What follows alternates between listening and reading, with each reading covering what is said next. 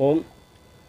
पहले देश फिर शेष प्रेस कॉन्फ्रेंस में आप सभी सादर आमंत्रण हैं। संपूर्ण व्यवस्था परिवर्तन बजाना है, भारत को पुण्य विश्वगुरु बनाना है।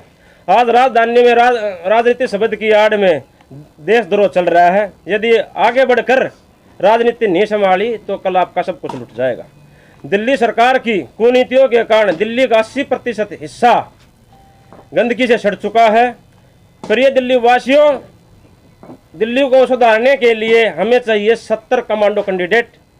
सत्ता के लिए राजनीति नहीं, अपितु राष्ट्रीय रक्षा के लिए न्याय नीति का हम शुभारंभ करने जा रहे हैं। जो भी सभ्य नागरिक भारत देश में श्रद्धा रखता हो, ओम में आस्था रखता हो और स्वयं पर विश्वास रखता हो, उस योग्य भाई बहन युवा उम्मीदवारों का हम सुहृदय स्वागत करते हैं इस महापुण्य कार्य के लिए। राजनीति में आने के लिए मजबूरी है, यह हमारा कोई शौक नहीं है। स्वच्छ राजनीति का बीजारोपण करने जा रहे हैं। यह शौक नहीं, मजबूरी है। देश में एक क्रांति जरूरी है। राजनीति में आने के मुख्य कारण जो हम हैं वो हम आपको बता रहे हैं। दिल्ली सरकार है गद्दार, ये रहे 10 सबूत जो अभी तक सत्य तथ्यों के साथ है। अंबेडकर नगर में अंबेडकर जयंती की आड़ में दिल्ली के स्टेडियम में जेएन स्टेडियम में स्वर्ण समाज द्वारा दलित समाज पर अनावश्यक अत्याचारों को बढ़ा चढ़ाकर दिखाया जा रहा है ताकि स्वर्ण समाज और दलित समाज को बढ़ाया जा सके, उसमें मतभेद और बढ़ाया जा सके। दिल्ली के सभी सरकारी स्कूलों स्टाफ को सख्त आदेश दिया गया है कि कैसे भी ठोस से ठोस नकम्मे नकारा बच्चों को पास करो। हमें सरकारी स्कूलों के 100% नतीजे चाहिए। तीसरे में डीटीसी, डीआईडीसी, एमसीडी और स्कूल के कर्मचारी जो वेतन के लिए परेशान हो रहे हैं, उनका वेतन रोका गया है और धरने प्रदर्शन में मजबूर हो रहे हैं। 4, दिल्ली के हर वार्ड में 4-5 शराब के ठेके खुले। शराब पीने वाले की उम्र घटाई गई है और लड़कियों के लिए, महिलाओं के लिए विशेष छूट और पिंक ठेके खोले गए।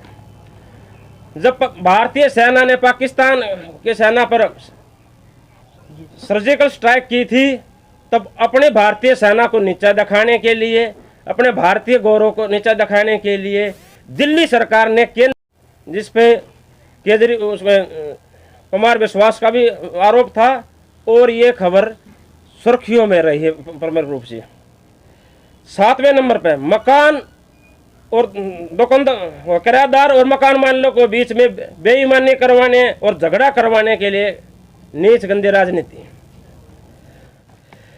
देश की राजधानी में सांप्रदायिक दंगे, तनाव पैदा करना और ऐसी स्थिति बनाना, उस पर पीछे से उनका निगम पार्षद भी है, जिसमें अभी तक ना किसी को आरोपित सिद्ध हुआ है, ना कोई सजा सुनाई गई है, प्रक्रिया में है।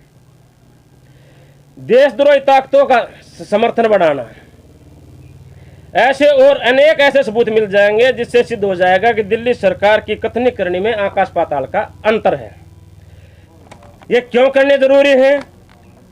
भारत देश समस्त भारतीय महान भारतीय संस्कृति और विश्व की समस्त मानव जाति भयंकर संकट काल के दौर से गुजर रही है। ताप यानी कि तपस्वीवाद परिवार ने इस महाविनाश से बचने के लिए सामाजिक स्तर पर लोगों को जागरूक करने का अभियान चलाया, किंतु परिणाम आशानुकूल नहीं है। मैं राष्ट्रीय अध्यक्ष जनता ब्रिगेड पार्टी, जो कि एक अनुशासित पार्टी देश के सैनिकों द्वारा बनाई गई है और पूरे देश के अंदर ये काम कर रही है। अभी हम लोगों ने चुनाव भी लड़ा था उत्तराखंड में, उत्तर प्रदेश में और पंजाब में। आज यहाँ तपस्वी आदर्श परिवार के यहाँ प्रांगण में मैं आया हूँ, पूरी टीम हमारी साथ में है। तो जिस प्रकार से आप लोगों का जो इन्वायरमेंट देख करके मेरे को बड़ी खुशी लग रही है, इतनी सारे हमारे चैनल के भाई आए हैं।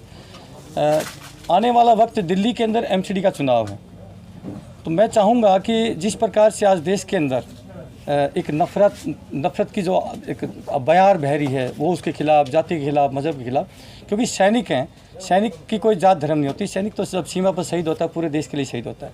लेकिन बड़े दुर्भाग्य से जो 25-30 साल पहले हम समाज के अंदर एक वातावरण छोड़ के गए थे, प्यार मोहब्बत छोड़ के गए थे, एक भाईचारा छोड़ के गए थे, हम एक लंबी अवधि के बाद में जब वतन में वापसी लौटते हैं तो कहीं न कहीं पाते हैं कि वहाँ बिल्कुल एकदम मानवता नाम की चीज़ नहीं बची। तो कहीं न कहीं हम लोगों ने विचार किया सैनिकों ने, और मुझे पूरा यकीन है इस देश में कोई भी प्राकृतिक आपदा आती है, भूकंप हो, बाढ़ हो, दंगा हो, आग लग जाए या कोई अन्य आतंकवादी घटना हो जाती है, और जहाँ पर सरकार की सारी मशीनरी फेल हो जाती है, फ्लॉप हो जाती है, अंतिम विकल्प सेना बचती है। सेना आज देश की राजनीति में आप सारे प्रबुद्ध लोग हैं, बुद्धिजीवी लोग हैं, अपने न्यूज़ एंकर हैं सारे के सारे, ईमानदारी से बताना है साहब, आज देश की राजनीति में एक भी नेता, किसी भी पार्टी का नेता क्या सेवा करने आता है? क्या साहब? इस राजनीति का व्यापारीकरण कर दिया देश के अंदर, एक बिजनेस बना दिया है। मैं तो कहना चाहूँगा सारे देश के नेताओं से, सारे देश के आकाओं से, हे नेताओं, ये राजनीति का जो प्लेटफार्म है ये सेवा का प्लेटफार्म होता था। पहले के वक्त में अच्छे स्कॉलर्स जो लोग होते थे, अच्छे समाज सेवी होते थे, वो देश की सेवा इस राजनीति में आते थे। आज टोटली डकैत आने लगे साहब, गुंडे मवाली आने लगे। तो कहीं न कहीं आज देश के लोगों को सोचना पड़ेगा। मैं एक सैनिक हूँ, मैं इससे ज़्यादा कुछ नहीं कहूँगा, समय की कमी है। इतना ही कहूँगा, इस देश को बचाने के लिए हमारी आत्माएं तड़प रही हैं। आपको अगर लगे कि सच्चे मन से हम लोग हैं और हमारे अंदर कोई नौटंकी नहीं है, कोई हमारे अंदर चालाकी नहीं है, कोई शातिरता नहीं है, तो शायद मैं आप लोगों से, मैं दिल्ली के लोगों से अपील करता हूं कि प्रलोभन में मत आइए। फ्री की चीज़ें आपको बर्बाद करती हैं। कोई भी व्यक्ति फ्री में बोलते बहेली आएगा, जाल बिछाएगा, दाना फेंकेगा, मुर्गी चिड़िया को फंसाएगा। आज फ्री के लालच में कोई चीज़, फ्री की चीज़ आपको देने वाला आता है तो समझ जाइए वो डाकू आ गया आपको लूटने वाला। मेरी प्रार्थना है साहब, मैं सैनिक हूँ, मैं किसान का बेटा हूँ और खून पसीने की कमाई पर विश्वास रखते हैं। मेहनत, क्योंकि एमसीडी चुनाव है जी, तो आपकी पार्टी क्या प्रोपेगेंडा सेट करके आगे बढ़ रही है? सर प्रोपेगेंडा नहीं है हमारा। तो प्रोपेगेंडा तो ये लोग नेता करते हैं। हम प्रोपेगेंडा, तो आपने शब्द ही ऐसा बोल दिया कि मेरा प्रोपेगेंडा नाम लेते ही मेरे नफरत हो गई से। हम प्रोपेगेंडा नहीं, हम देश के लिए जिस प्रकार से सीमाओं पर न्यौछावर करते हैं, हम चाहते हैं कि हम इसी प्रकार से अपने समाज के लिए, अपने देशवासियों के लिए अपने आप को न्यौछावर करें साहब। हम न्यौछावर करना देखो बहुत जी, राजनीति करें। हम देश नीति करने आ रहे हैं। हम सबसे पहले तो हम राजनीति करने ही नहीं आ रहे। राजनीति ने देश का बेड़ा गर्क कर दिया, आज मेरे देश को बांट दिया। आज वो अखंड भारत का सपना दिखा रहे हैं। कहाँ अखंड भारत होगा साहब? इस देश में तरह तरह की सेनाएं बन गई। सेना भारतीय सेना एक ही है, लेकिन कहीं करणी सेना, कहीं भीम सेना, कहीं शिव सेना, कहीं परशुराम सेना, कहीं जाट सेना, कहीं यादव सेना, कितनी सेनाएं बनाएंगे? आज देश को नफरतों में तोड़ दिया साहब। आज देश के टुकड़े टुकड़े कर दिए और सपना दिखा रहे। बड़ा सुंदर सा मानचित्र है और सुंदर सा उसमें कलर कर दिया। लेफ्ट साइड में पाकिस्तान, अफगानिस्तान जोड़ दिया, लेफ्ट साइड में म्यांमार, बर्मा इत्यादि को जोड़ दिया। ये सपना थोड़ी होता है साहब।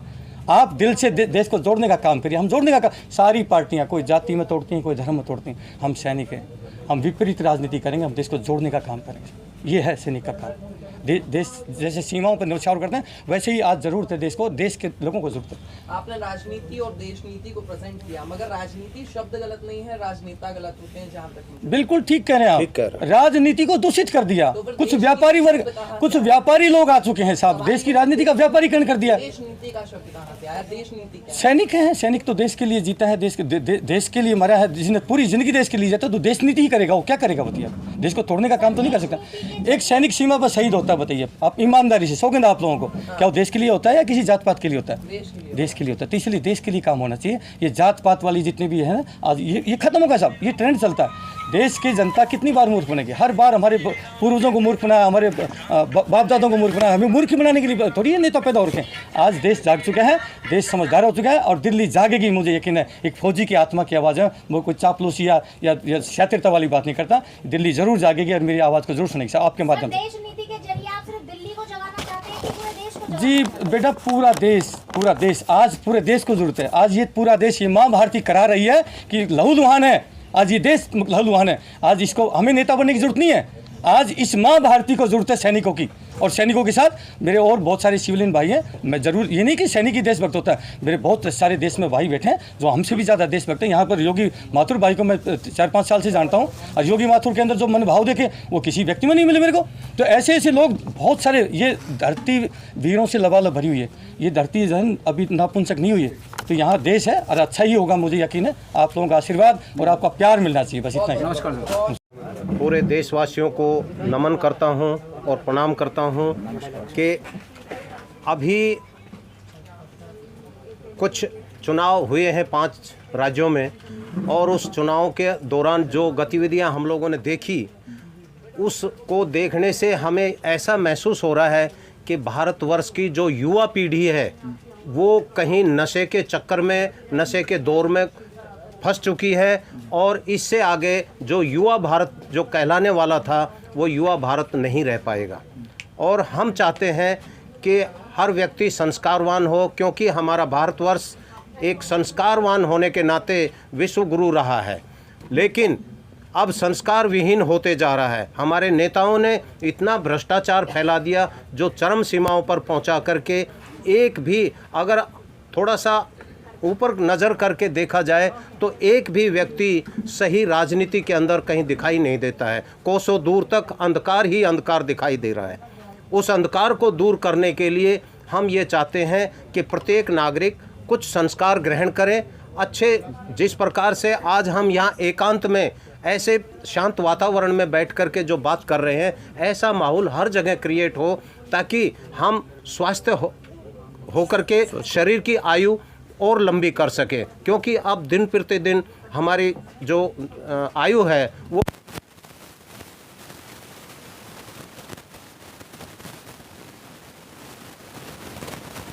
इसका मतलब केवल शराब के पैसे से ही देश की राजनीति को चलाने का पखवाड़ा चलाया जा रहा है। इससे पूरा देश गैरत में जाएगा। 1765 में रॉबर्ट क्लाइव ने एक मांस की और एक शराब की दुकान कलकत्ता में खोली थी। आज हमारे घर घर में शराब की दुकान खुली हुई है। मैं देशवासियों से हाथ जोड़ करके विनती करना चाहता हूं, ये मद्यपान को त्याग करके और अच्छे संस्कार ग्रहण करें और इस स्वच्छ राजनीति को बनाएं, क्योंकि राजनेता इसमें ऊपर चढ़ करके भगत सिंह और राजगुरु सुखदेव के नाम से ये राजनीति में आते हैं और उनका सपना दिखाते हैं। बोला हम शहीदों के सपनों का भारत बनाएंगे, लेकिन शहीदों के सपनों का भारत ना बना करके केवल शराबियों का भारत बनाने जा रहे हैं। तो मेरा इतना ही निवेदन है कि इस शराब के आतंक को ख़त्म करके और इसको आर्थिक आतंकवाद ना बनाएं। बहुत बहुत शुक्रिया सर। जय हिंद, जय भारत। साथियों जय हिंद।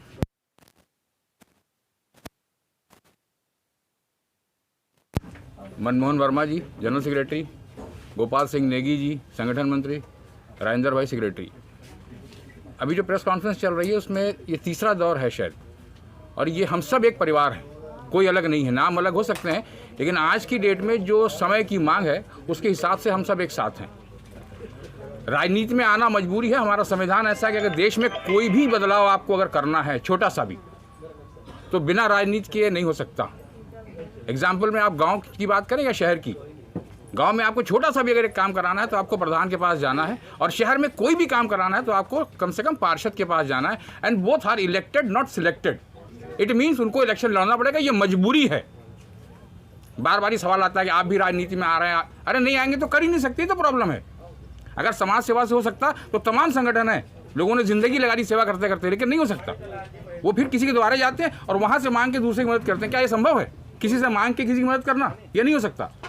अगर वाकई मदद करनी है और देश में कुछ सुधार करना है तो सबको, जो ये ऐसा सोचते हैं, उनको राजनीति में आना पड़ेगा। यूनाइट इंडिया, तपस्वी आदर्श परिवार और जो बाकी संगठन है, वो तत्काल की जो राजनीति है उससे जो परेशान हैं और कुछ करना चाहते हैं, तो हमें कोशिश कर रहे हैं। पता नहीं बदलाव होगा या नहीं होगा, हम सक्सेस होंगे नहीं होंगे पता नहीं, तो भगवान जाने, उसके हाथ में। लेकिन एक ईमानदार कोशिश की जा रही है और राजनीति को राजनीति के तरीके से ही करना है, और यूनाइट इंडिया उसी फॉर्मेट पे चल रही है। यूनाइट इंडिया का लक्ष्य है कि 2035-36 तक कम से कम देश की आर्थिक स्थिति में कुछ सुधार किया जाए। उसके लिए हमारे पास फॉर्मेट रेडी है। जो भाई जब चाहे इसके बाद 1-to-1 भी बात कर सकता है। यूनाइट इंडिया से कॉन्ट्रैक्ट करे, बैठकर बात कर, अगर कोई क्वेश्चन होंगे तो, क्योंकि कोई फेकम फाक नहीं होने वाली है। किसी ने कह दिया, मैं नाम नहीं ले रहा हूँ किसी का भी, मैं किसी का विरोधी नहीं हूँ, मैं किसी का समर्थक नहीं हूँ, लेकिन किसी ने कह दिया कि 15 लाख आएंगे और कोई नहीं बताएगा कहाँ से आएंगे। ये संगठन अगर ये कहेगा कि 1500 आएंगे तो उसको आपको प्रूफ करेगा कि देखिए यहाँ से आएंगे, और आप उस पर एग्री होंगे, भले आप मेरे विरोधी ही क्यों ना हो। ऐसे ही कुछ वादों को लेकर अरविंद केजरीवाल की पार्टी अन्ना हजारे आंदोलन से निकली थी जी। उसके बाद हालात आप देख रहे हैं। जी। आप तमाम तरह के एलिगेशन लगा रहे हैं। जी। इस बारे में क्या कहना है? नहीं, वादे करके आए थे तो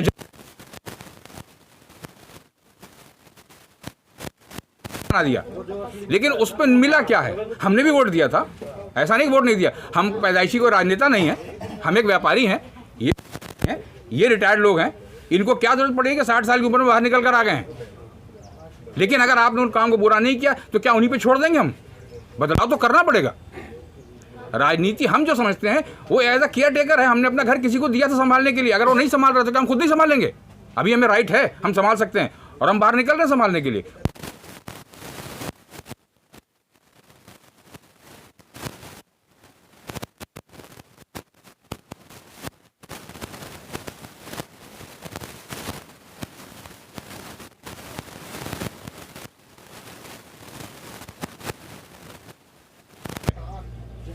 केंद्र में पार्टी दूसरी है, हम दिल्ली में बात करें स्टेट में पार्टी दूसरी है, तो निगम में आप किसी तीसरे को मौका दीजिए ना। साथ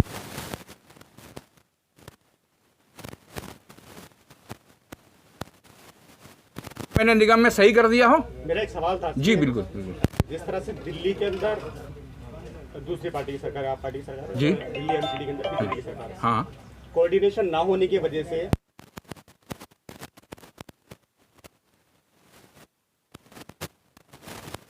कर रहे हैं। हाँ, नहीं तीन पार्टी की बात नहीं कर आपने रहे। कहा भी किसी तीसरे को मौका हाँ हाँ, तीन, मैं वही कहना चाह रहा हूँ, मैं जनता से ये बात सीधे से कह रहा हूँ, तीन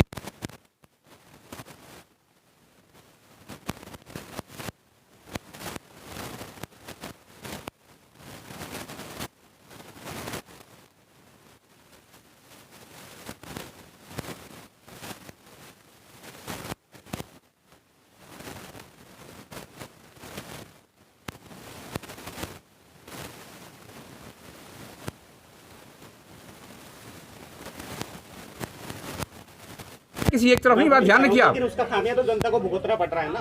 तो इसीलिए बदलाव जरूरी है, इसीलिए जरूरी है। और जो वादे और जो बात हो रही है वो प्रूवन होनी चाहिए, जबानी जमा खर्च नहीं। क्या है मैनिफेस्टो में, क्या है प्लानिंग, आप आ जाएंगे ठीक है, निगम में आ रहे हैं, क्या करने वाले हैं आप दिल्ली में जब आए थे चुनाव पे किस बेस पे आए थे? लोकपाल के नाम पे आए थे, दिल्ली की सुरक्षा की बात हुई थी, पूर्ण राज्य की बात हुई थी, पूर्ण राज्य छोड़ो आधा भी खत्म हो गया, क्या बचा आपके पास? लोकपाल तो ले आए होंगे आप, लोकपाल तो आई गया खैर, और महिलाओं की सुरक्षा की बात थी। अब तो भाई साहब बात हो रही थी, कोई सवाल जवाब ऐसे हो रहे थे, लग रहा था कि कुछ बात झगड़ा हो जाएगा।